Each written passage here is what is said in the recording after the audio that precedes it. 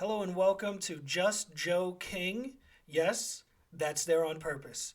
We're going to talk about all things life, everything that happens in this country, in this world, in our society. We'll talk about all of it. We're just a couple of veterans and we have opinions. Let's hear it. All right, Joe. Me and you've been talking about doing this a while now, Yeah. and we're just now getting launched. Yep. So it is the inaugural podcast. Speaking of inauguration, I'm just saying. that was such a horrible transition, but you know what? I'm sticking with it. It works. It works. I mean, today of all days, this is great. It's great to start a podcast. It's the start of a new day. We got a lot of shit happening in the world, and let's talk about some of it, I guess. Hey, you know what, man? I'm with it. So before we do, let's give the listeners a little bit of our background, man. Starting with you. So I'm Joe. I'll be here all day. I am a retired Army guy. I'm just doing my thing now. A little bit about me is I struggle with a few things that color my opinions on the world. I got PTSD and I struggle with bipolar disorder. And what does that mean for what I say? First off, always hold me accountable to what I say. I'm not like one of those famous people that says, oh shit, I'm bipolar. That's why I said what I said. No, I say what I say and I mean what I say. Bipolar is not an excuse. It is just a part of what I am. But I try to go pretty logically. You could ask King here. I try to be as sane as humanly possible, and let's have fun with this. Awesome. All right. So a little bit about myself. I am a retired U.S. Air Force vet. Now, I did the smart thing, Joe going into the Army, bless his heart. I was an in-flight refueler, commonly called a boom operator. I consider that the best enlisted job that you can have. It allowed for me to travel around the world like twice, basically. Been to almost every continent, and it's helped shape my view on things. I feel like I have a unique perspective that I can offer as somebody that's immersed himself into different cultures and different experiences. And I'm hoping to bring that kind of fresh kind of eyes to the table, kind of like a worldly eye, if you will, because like most people, I think different. I'm not one to say that I'm always right. I will admit when I'm wrong first and foremost. And I'm hoping that we can put something together here on this podcast that can connect people of differing opinions and things. And hopefully maybe something that we share too can help somebody else that's out there. Yeah, definitely. If anything, I hope people just enjoy what we have to say. If we could help one person, I think that's mission success. You know what I mean? Absolutely. Yeah. Absolutely. So we got a new president today, the 46? Indeed. 46? Yeah, 46. I think it's 46. Yep. Yeah. 46th President Joe Biden. Our 45th president left, did not attend the inauguration. Did not. But he took some shit. That was funny. Did he take some? He took some shit. They got him taking like pictures and sculptures out of the fucking White House. Nice. I don't know about you, but if I was chilling in the White House for a little bit, I might take some shit with me too.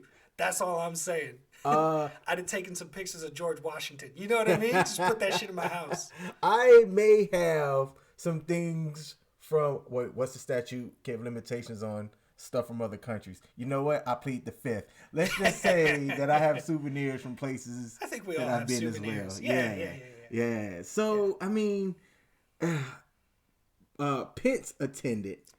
He did. And I was like, okay, you know what? Bravo. Yeah, to cool. me, I don't know, not sticking around to see your successor kind of come in office. Yeah. I personally think that that's classless, but that's just me. I mean, in some ways, yeah, I agree.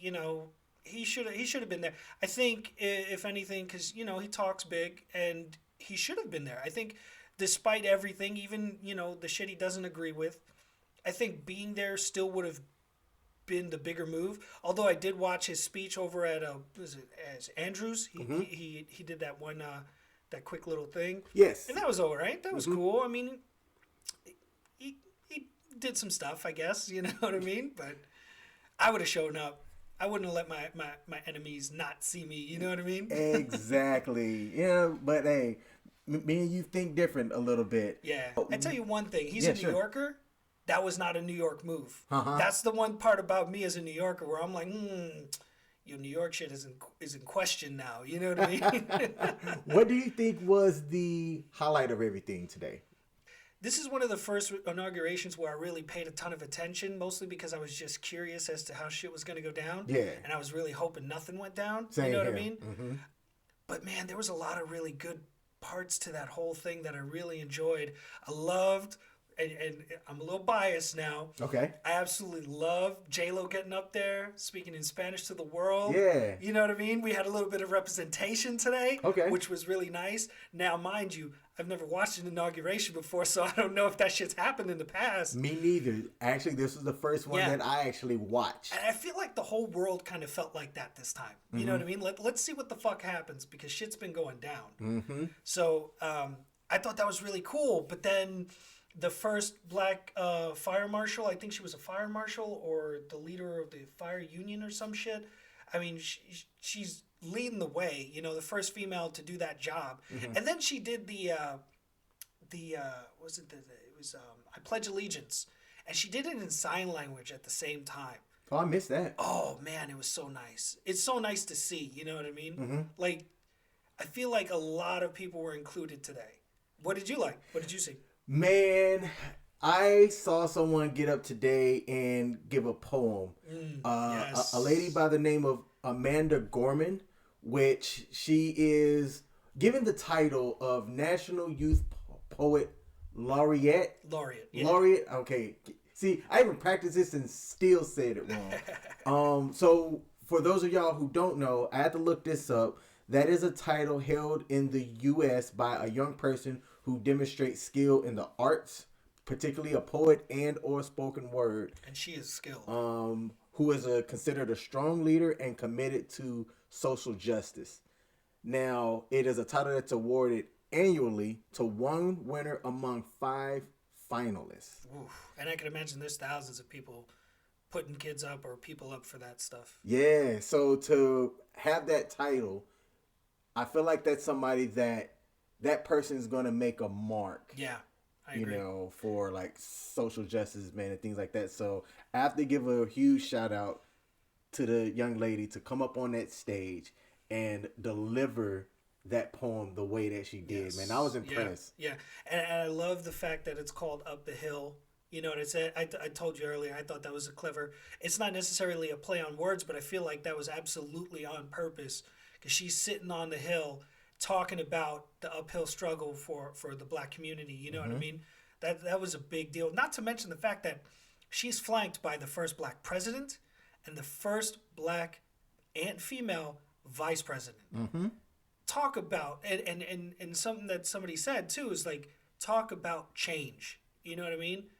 That the first of their kind in that position, that's something, you know? That's huge, man. Oh, to share the stage at that age with those people, that's powerful stuff. That's what I would imagine would be almost the equivalent of sharing the stage with like MLK. You know what I mean? To be alive during that time and see the kind of people those people were. Yeah. Because those people to us are like legends because we weren't there. You know, we hear about it, we talk about it, we try our best to feel about it, but we weren't there to really feel that energy and that passion and that, you know.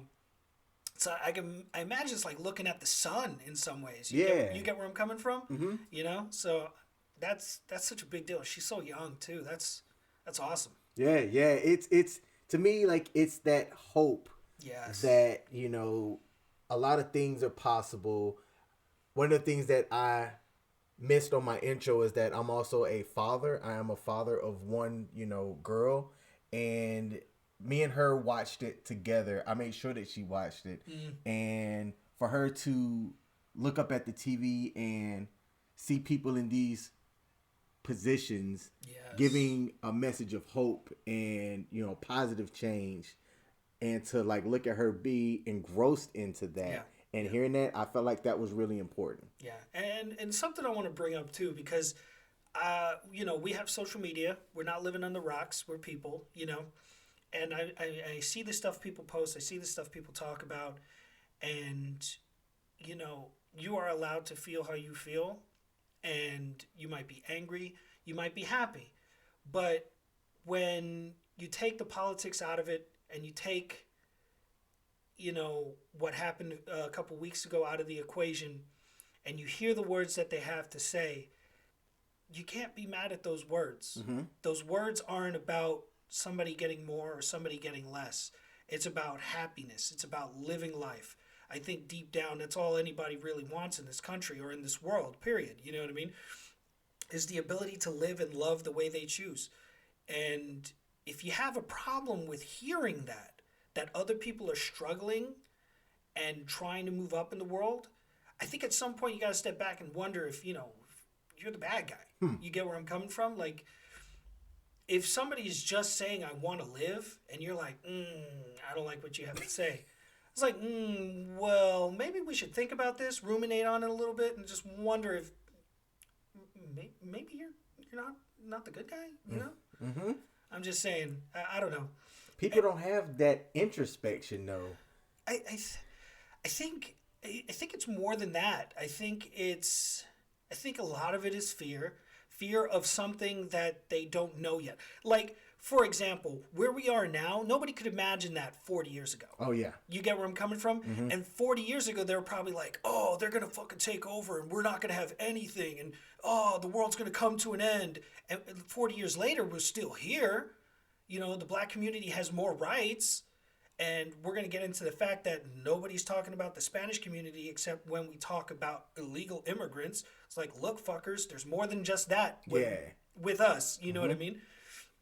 But so and that's a whole nother argument that we'll get into at a later date. Oh, yeah. But that shit's going to come up a lot with me. Because, I mean, you think about this country, we talk black and white. Everything's black and white, black and white, black and white. There's a lot of shades in between that color frame. You get where I'm coming from? And if you weren't one shade for a long time, you were the other shade, whether you were or not. And so when people say black and white, for people of my community, we feel left out. Mm-hmm. And the only time we get to feel brought in is when we have a performer get up on stage and talk in Spanish a little bit as our little bit of meager representation. You know what I mean? We don't get the shit that the black and white community get. So while the black community struggles and they have a long way to go to get what they need, what this country needs, you know what I mean? We can't forget us too, you know? We're here too. And it's not just, you know, Hispanics. You know, there's the Asians, there's the Indians, there's and not just not you know, the Indians from India, not indigenous. We have indigenous people too. Let's talk about that shit. But that's I'm getting off the frame. This is what I was talking about earlier. I get a little bit outside of, you know, my brain starts going in different directions. The laureate, she was amazing. The poem was fantastic. It was powerful, and if it didn't make you feel something, listen to it again. Really think about what she was saying, and remember that just because it's not happening to you doesn't mean it's not happening to someone else or someone you love. You get where I'm coming from? Absolutely. Yeah. There's one final thing that I'd like to kind of check in about, because I didn't look this up yet, so I don't know.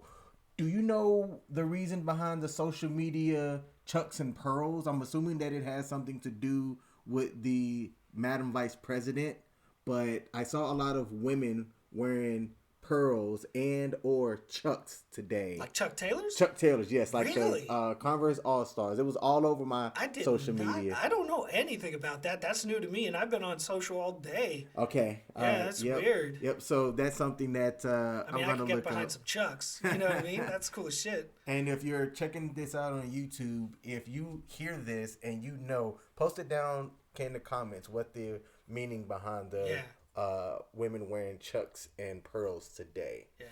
So let's transition over to vet talk. Vets. Me and you are both veterans, man. Yes. Do you feel that our country, our nation is doing enough to take care of its veterans? I feel a great many things, King. Okay. No, I think and this is a tough one because we got different roads when we talk about the path to betterment, Okay. for all of us.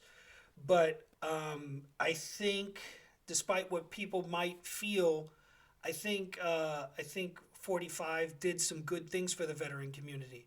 I'll agree. I think he lit a fire under the VA in a way that it we felt the change during his administration. You know what I mean? Like, people can hate him all day long, but he did some good things. There were some good things that he really did, and he did a lot for the veteran community.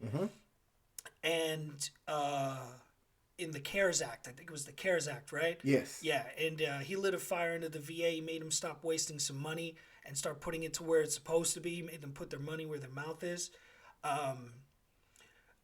And in that regard, I think we're getting better. I think the VA is making better moves. I think they're behaving a little bit smarter, and I think the government can build on that. You know, the stuff that he changed, they can build on that in this administration. At least I hope so. I hope they don't undo the shit that he did just to spite him. You know what I mean? Like, I think they're smarter than that, but it remains to be seen because politics be politics. You know what I'm saying? And then we got the other side of it, which is the general community and the veteran community. And do we connect the way we need to, or do we understand each other so we can make that connection? You know what I mean? I talk to people who have no association with the military. They don't necessarily know what that means or what it's like, but they genuinely or generally show concern or love for our veteran community and stuff like that. I think what we lack is, man, I'm about to get deep if we got the time to get deep on it. Hey, yes, we have the time. This is kind of the purpose of this, man. Yeah. So let's hear it. So I think what we lack is common ground when it comes to veterans and civilians, right? Civilians live their lives, they have their struggles, they have their things, right? But veterans have a very different kind of struggle, and we live a very different life. In what way? In that we can be any shade of anything, and we're all green. You know what I mean? Yes. It never occurred to me to be racist in the military because, first off, I wasn't racist to begin with, but I was forced to get to know people from completely different walks of life. White, black, Asian, Indian, indigenous. You're talking about people. I might have met an Alaskan or an Antarctic person. I don't even know if people live out in that fucking place. But I'm just saying, if they did and they joined the army, bam, you know what I mean? We're all living in the same place, doing the same thing, struggling the same way. And I think that's the perfect example of what life in the country should be like. Yeah. We should all struggle the same way. We should all live the same way. And that's hard, mind you, because nobody wants to struggle if they don't have to. And I get that. And I'm not asking people to volunteer to struggle. But what I think we should do is we should serve our country in some way, shape, or form. This would build two things: common ground and buy-in for our nation. Okay. And I think that's what I think the older generation struggles with the younger generation. The older generation, they feel bought in because they've been working in this country and paying taxes for 40 years of their lives. I've never thought about that way, but yes. Yeah.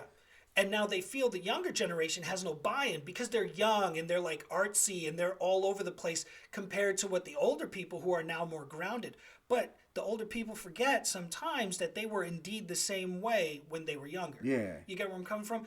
But they've struggled through taxes and working and hardship in that regard. So they feel bought in to a degree. The younger ones, they feel disillusioned because the older ones are telling them their shit. You know what I mean? They're like, well, why the fuck do I care what you think? Okay, boomer, you know what I mean? Like, they're just going to say shit like that because it's just easier to dismiss somebody who's not giving you a chance anyways. But if we took all of those demographics and we made them serve the country in some way, shape, or form, I'm not saying join the military, but work in infrastructure, work in the medical field, join the military, You know what I mean? Join the Coast Guard if you feel like you need to play it safe. Shout out to the Coast Guard. Shout out to our squids or coasties out there. And I think that builds camaraderie. It brings everybody to the same level. And not just that, you feel like you have a hand in the growth of our nation. Yeah. That's a big deal. You know what I mean? Having that makes you feel like you're more than what you were before you started. And even if they take everything from you, like some of us come out of the military and we feel beat to shit. You know, we do 20 years, we do 30 years. Some of us do 5 and we get fucked up and we have to leave. But you always feel that connection to the country. You get where I'm coming from? And that's something I think our civilian counterparts don't really know what that's like. They feel like they have that when they've bought in, when they've worked hard, when they've paid taxes. You know, they see their money go into all these other nations instead of into their own pockets. You get where I'm coming from? Yeah. They struggle in that same way, but they don't have that same connection to the country. And I think sometimes that clouds our judgment on how we feel about the things that happen. You get where I'm coming from? Yeah. So, are there other countries or nations out there that have some type of system like that? yes. There's several countries that do it. Israel does it. If you want to retain your citizenship, you got to do 2 years in the military. That's it. Just 2 years in the military, right? And people are like, oh, that shit's scary. I don't want to join the military. Don't be a vagina. It's not all guns and glory. It's not all crazy nonsense. You know, and hold on. First off, the vagina is very strong. So let me stop saying that. Don't be a wuss, all right? All right. But Germany does it. But Germany gives you options. Okay. My wife is German, so I've been to Germany. My brother-in-law has been in the Bundeswehr, which is their army. They allow you to either work in the military or you can go into medical. You can work in a hospital for 2 years. Yeah.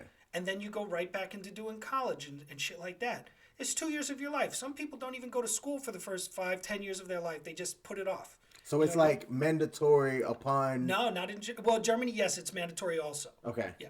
So like you graduate high school and you have this path. Yes. You have to do it. You have to do it. What are the consequences of not doing it? Like, are you talking like jail or...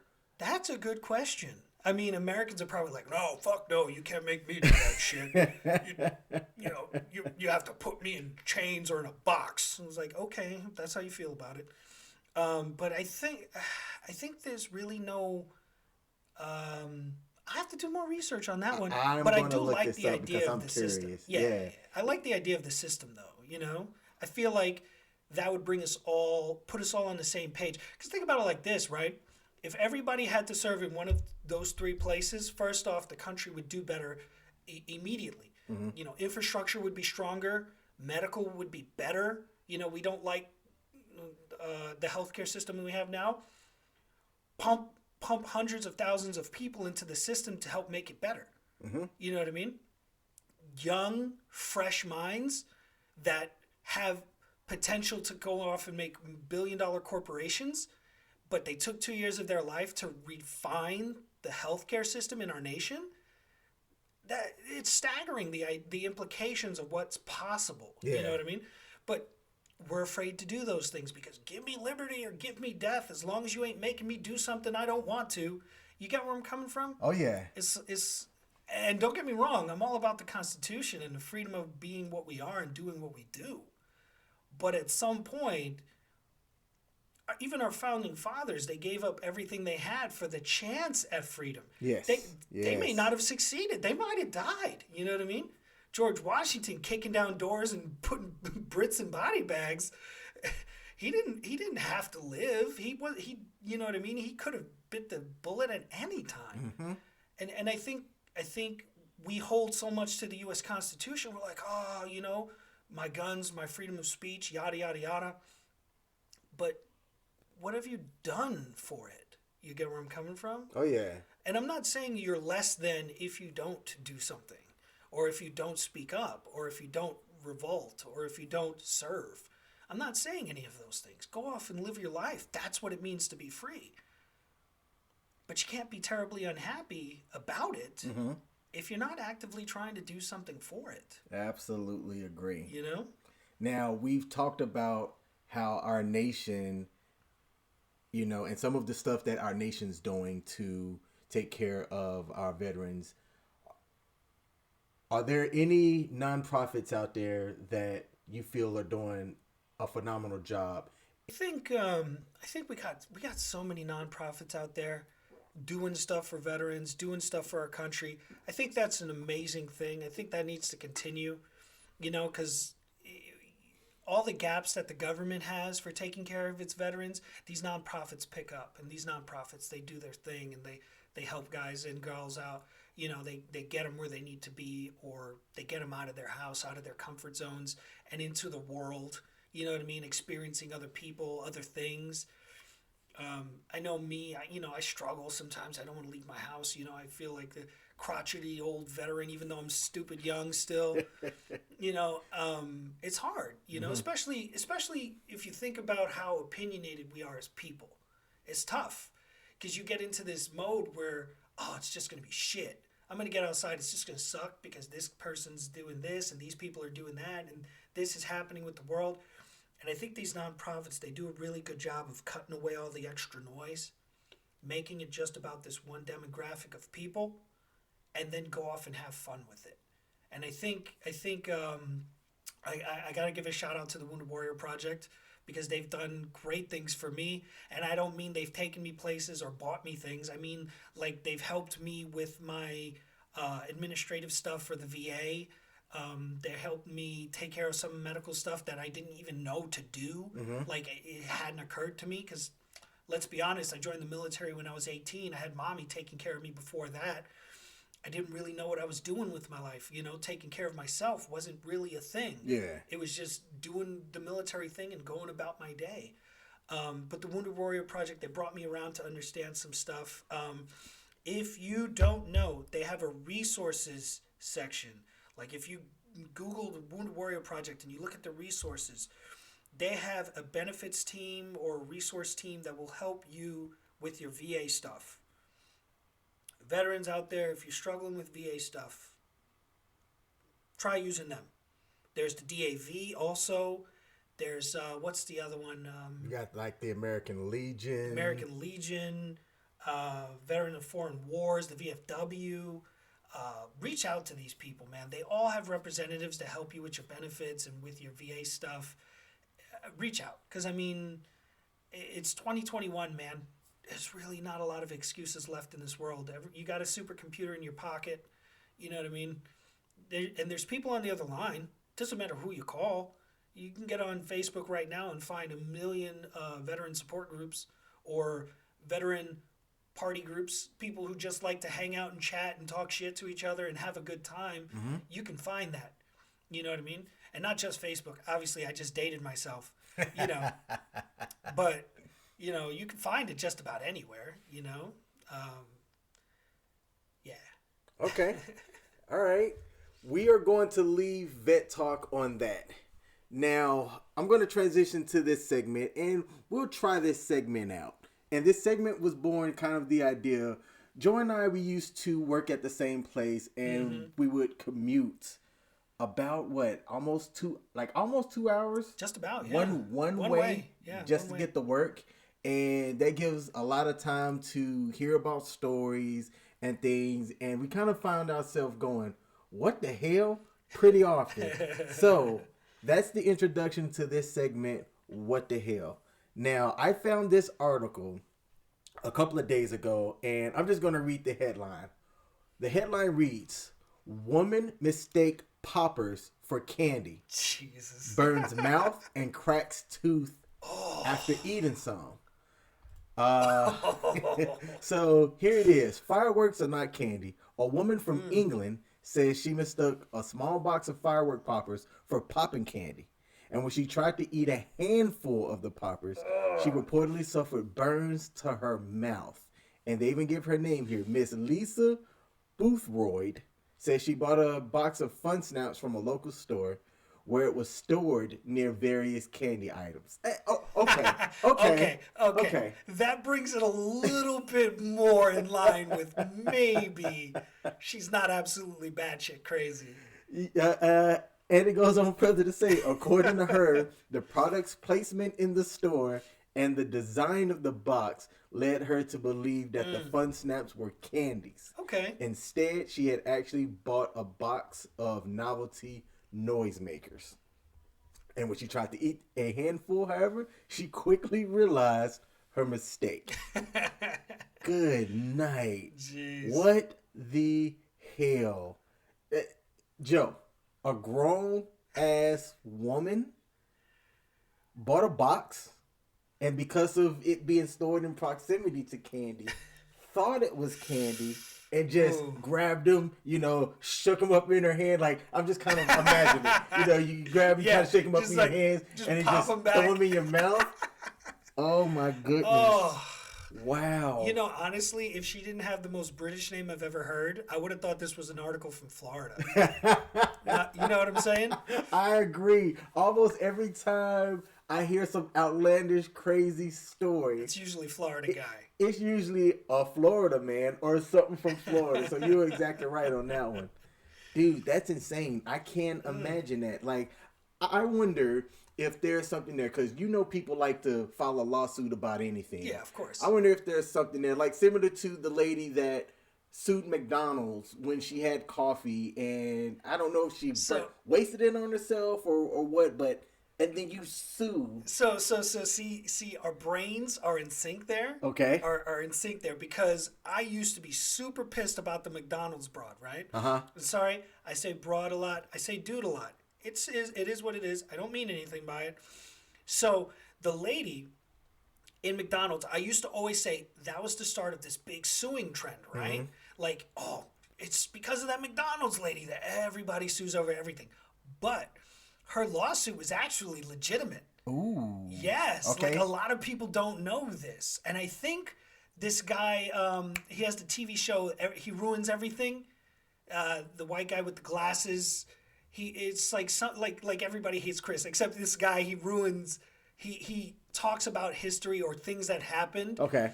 And he ruins it for people because people had misunderstandings or misconceptions about what happened. Gotcha. So he did one about this, and apparently the coffee was so hot that it burned her flesh. Yes. So whether or not she really had a leg to stand on, they made the coffee so hot that it burned her flesh. Uh-huh. And I mean, when they handed it to her, she could have dropped it. I mean, I think it dropped off her dashboard, or it was in her lap and it slipped or something. I don't know how it happened. But ultimately, it was so hot that it, in fact, burned the shit out of her. Mm-hmm. And so she sued, and I think it was a pain-in-the-ass lawsuit, too. Like, it took forever. Because it's McDonald's. They got big money. But yeah, so that's one of those lawsuits where, yeah, I feel like that was the downfall of society in some ways. But ultimately, it was legit. It was a legit lawsuit. So that kind of got me thinking. I had a what the hell moment myself. Not in the vein of this lady that mistook poppers and threw a handful of them in her mouth. Right before I was set to go from my station in the U.S. to overseas to Japan, we stopped at this restaurant called Sonic's. And when I say we, it was me and my now ex-wife. And Sonic's is drive-in basically that you can go to and order hamburgers, fries, things like that. For it's those pretty good. that aren't familiar with Sonic's.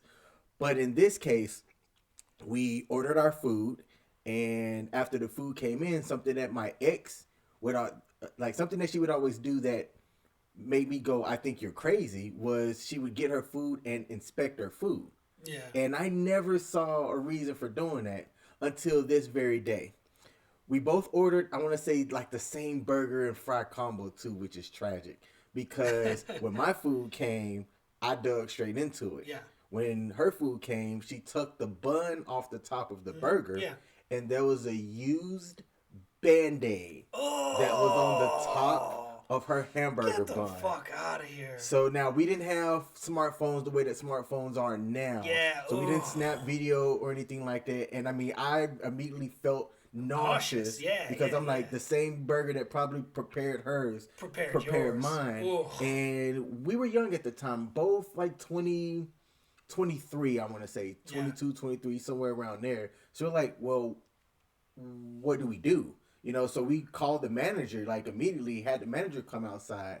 And what do you think, Joe, that the manager did upon seeing our dilemma? I can tell you what I think he should have done. Which would be like to comp your meals, get you new shit, probably fire the person, or at least, well, I mean, not in front of you, obviously, but I mean, at least she didn't take a bite out of it, because then I would have sued the shit out of it. As much as I just said that I think that lady was crazy too, you know what I mean? But if I bite a fucking Band-Aid, you're paying me, dude. Like, I'm just saying. Yep. So what did he do? I mean, so hindsight being 2020, like I'll tell you what they did, and then I'll tell you why we thought the way that we thought. So that manager came out, and the manager, profusely apologized. Okay.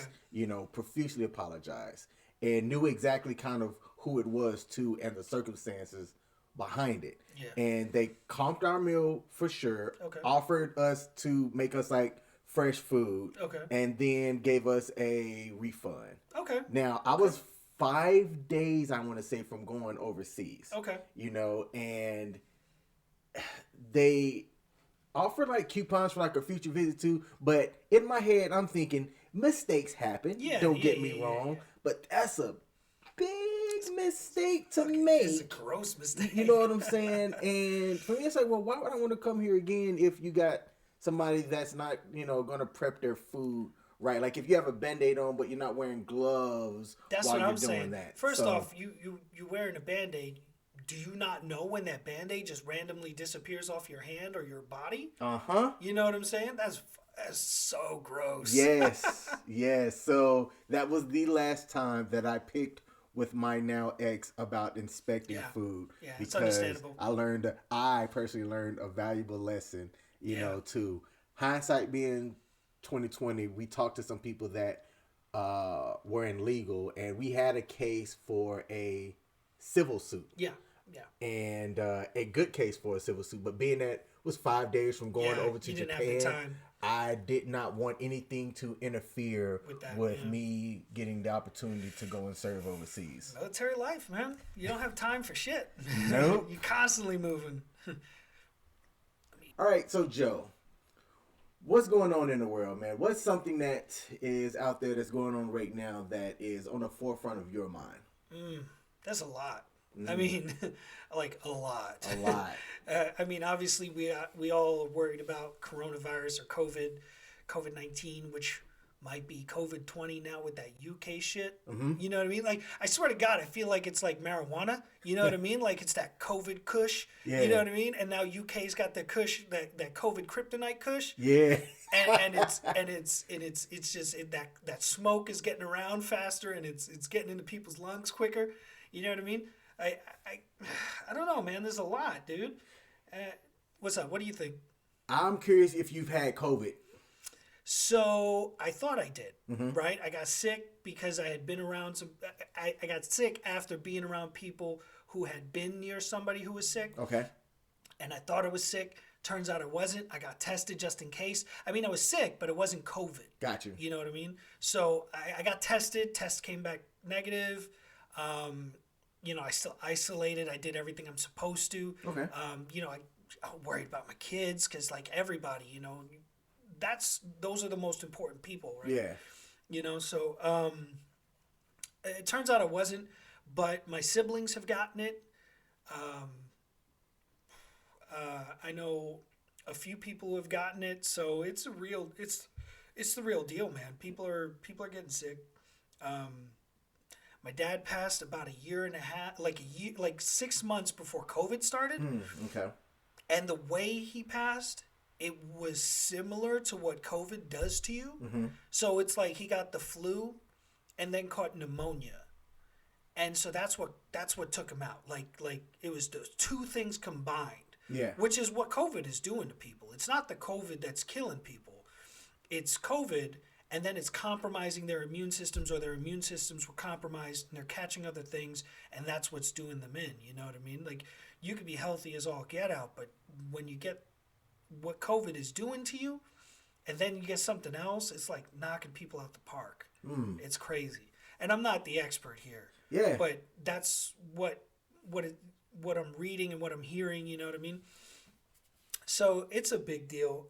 And obviously because, my dad passing and my siblings catching it, I'm like super freaked out.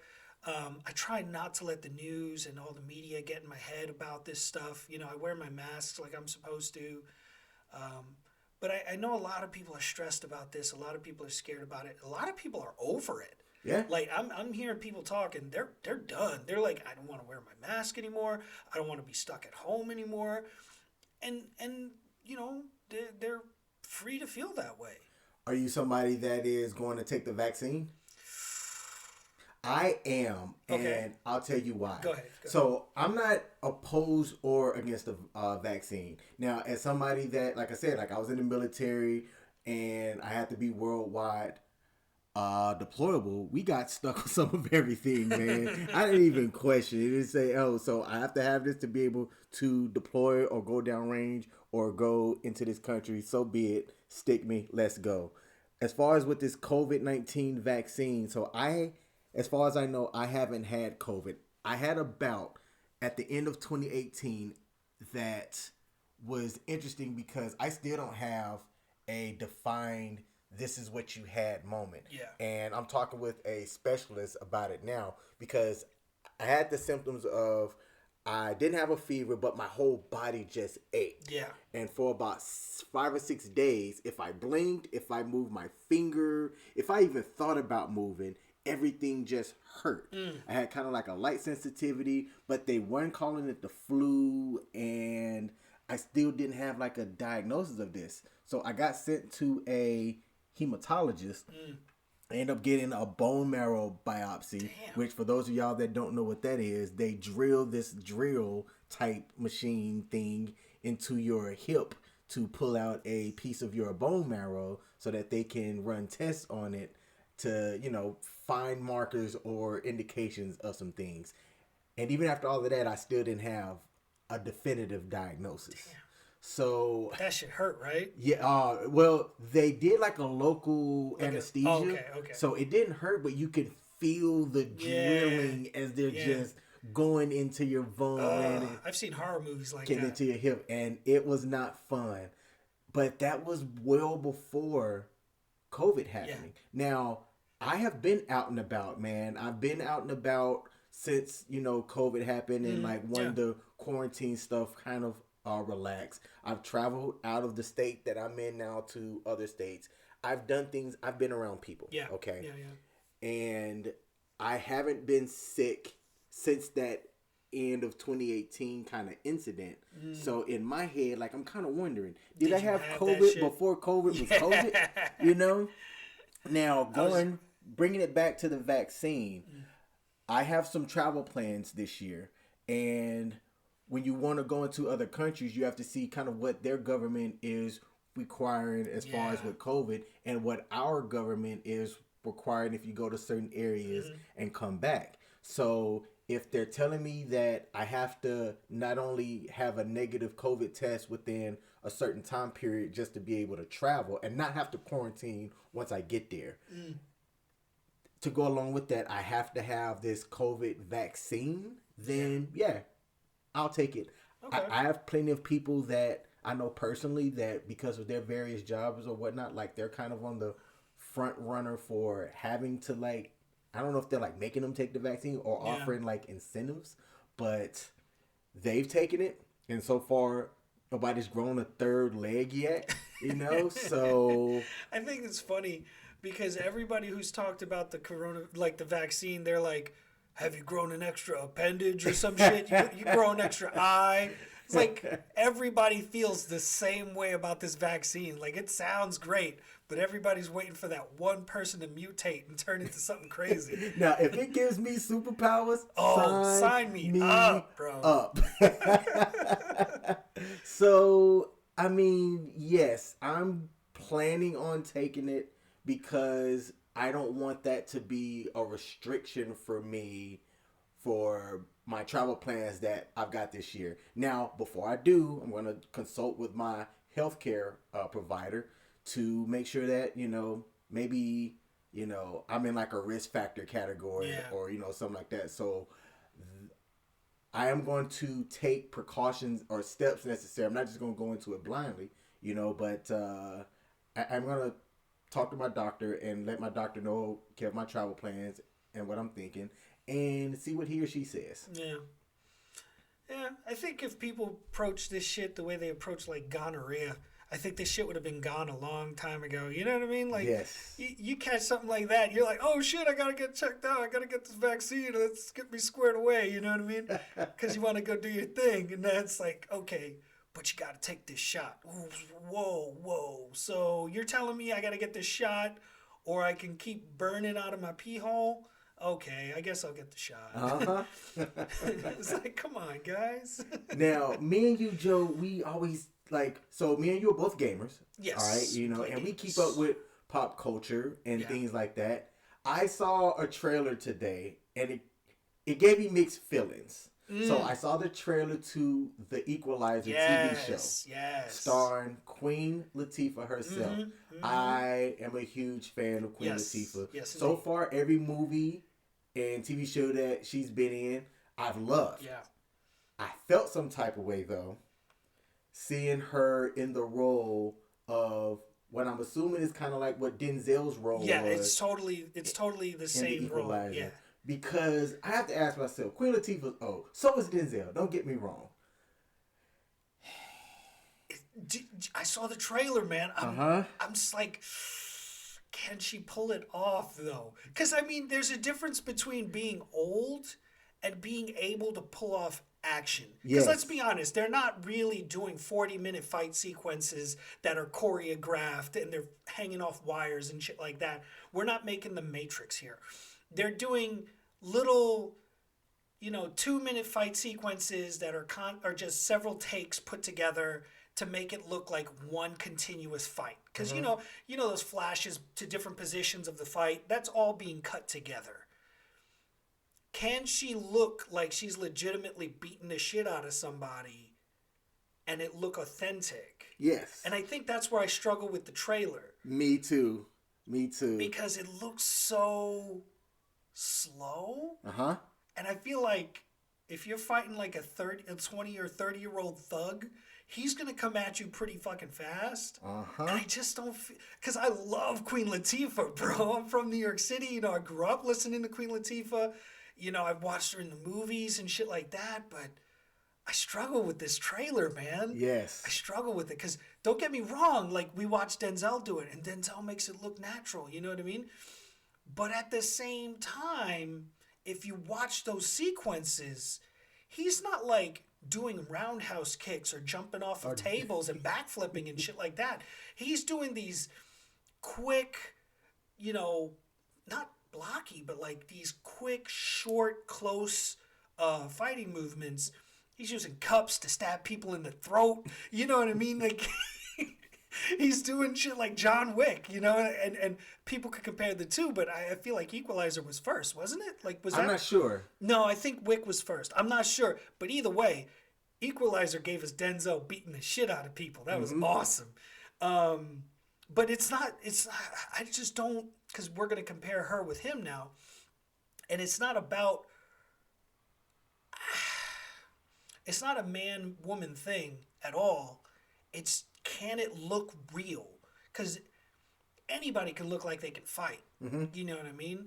But also, not everybody can act. Like, you put Ronda Rousey behind the camera in the Fast and Furious movie, and it was bad. It was terrible. It was terrible. And I like the Fast and Furious. Exactly.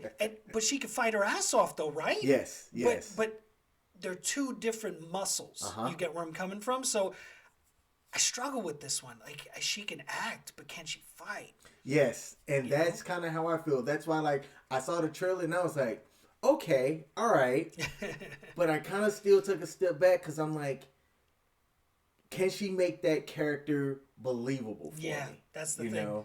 I mean, if you keep the fight short, like if it's one of those things where some guy throws a punch at her and she like twists his wrist, breaks it, shoves the bone into his brain or some shit, and then like he's dead in 30 seconds, then I can believe that. Yes. That's much more believable than if she goes on like a shooting spree, fighting rampage through a building full of bad guys. A guy in his 20s couldn't pull that off. You know what I mean? Sure, movies like to make it seem that way.